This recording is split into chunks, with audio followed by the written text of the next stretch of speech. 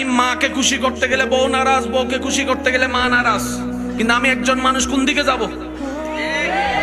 ইসলাম বলে তুমি তোমার মার কি? সন্তান। তুমি তোমার বউয়ের কি? স্বামী। শব্দগুলা খেয়াল করবেন।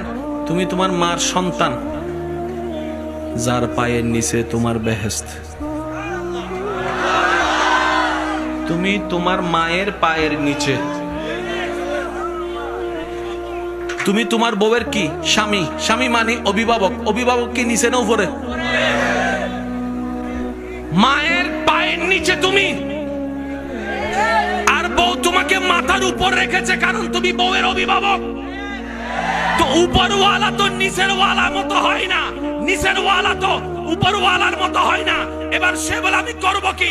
বলে যে শুনো, তুমি মাকে মাথায় রাখো, বউকে বুকে রাখো।